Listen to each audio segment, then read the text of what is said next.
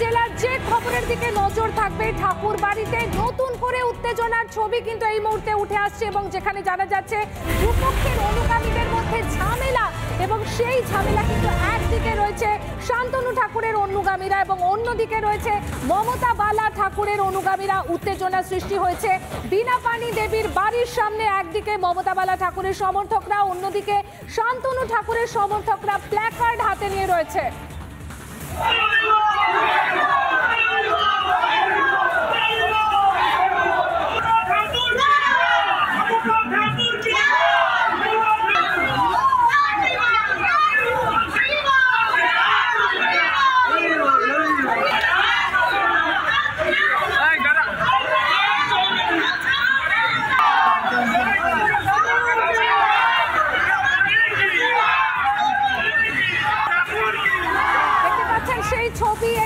সেই ছবি এই মুহূর্তে আপনাদের দেখাচ্ছি।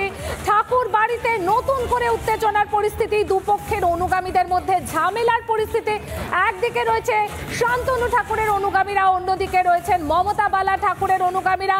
উত্তেজনা সৃষ্টি হয়েছে বীণাপাণি দেবীর বাড়ির সামনে, একদিকে মমতা বালা ঠাকুরের সমর্থকরা, অন্যদিকে শান্তনু ঠাকুরের সমর্থকরা প্ল্যাকার্ড হাতে নিয়ে রয়েছে। আমরা সরাসরি চলে যাব আমাদের প্রতিনিধি টিটপের কাছে।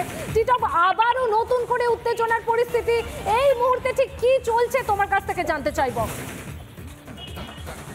দেখো, একদম ভাই, একদিকে মতুয়া ভক্তরা তারা বলছেন যে এই যে বড়মা বীণাপাণি দেবীর যে ঘর রয়েছেন সেই ঘর থেকে হেরিটেজ ঘোষণা করতে হবে মতুয়া ভক্তদের জন্য।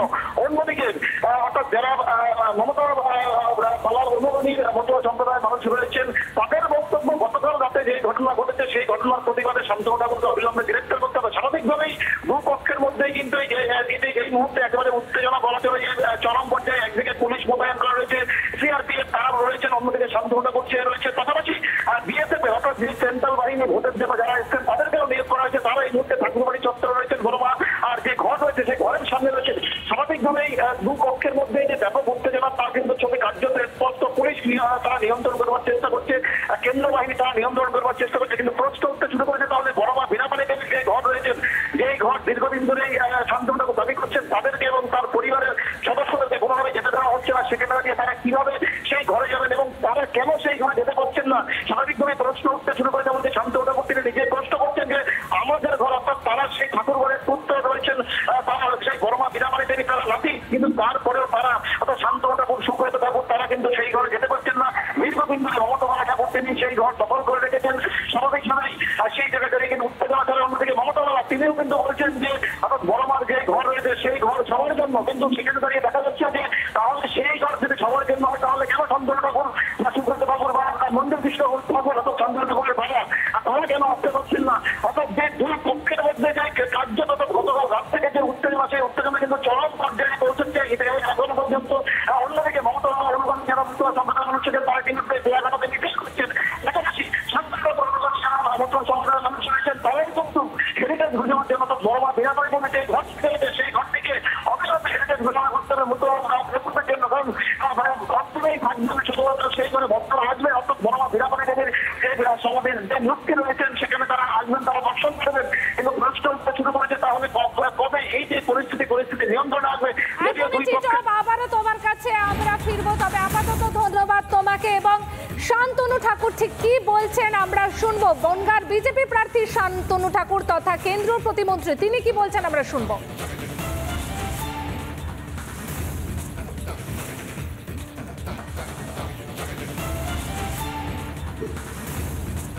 যদি ওই হিসেবে ধরেন তাহলে তার সন্তান কারা? সমস্ত মতুয়া ভক্তরা। তো তারা দাবি করেছে তাদের ঘর দিতে হবে, ভক্তরা দাবি করেছে যেহেতু বড়মার সন্তান, তো উনি সেটাকে আগলে রাখবেন কেন? ওনারও তো ছেড়ে দেওয়া উচিত, ওটা ভক্ত সমাজের খাতিরে ওনারও তো ওটা ছেড়ে দেওয়া উচিত। আর মমতা বালা ঠাকুর যে দাবি করেছে বললেন বিধবা মানুষ তার বিধবা হওয়ার ফায়দা নিচ্ছেন। ওই বিধবা অবস্থাতে শান্তনু ঠাকুরকে মন্দিরে চুরির দায়ে জেল খাটিয়েছিলেন, 18 দিন জেল খেটে এসছেন ওই বিধবা মহিলা। ওনার বিধবা হওয়ার যে সুযোগ সেই সুযোগটা নিচ্ছেন।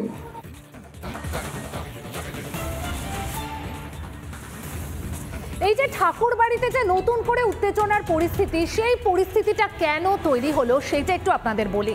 বড়মা বীণাপাণি দেবীর ঘর দখলের অভিযোগ, দলবল নিয়ে শান্তনু ঠাকুর তালা ভেঙে সেই ঘরের দখল নেয়, এমনটাই কিন্তু অভিযোগ মমতা বালা ঠাকুরের। শান্তনু ঠাকুর সহ 13 জনের নামে গাইঘাটা থানায় অভিযোগ দায়ের করেন মমতা বালা।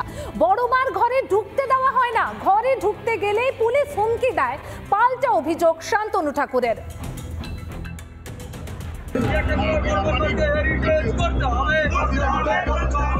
বড় সংখ্যক মানুষের বিশ্বাস, আবেগ, আবার রাজনীতি কারবারিদের কাছে ভোট ব্যাংক।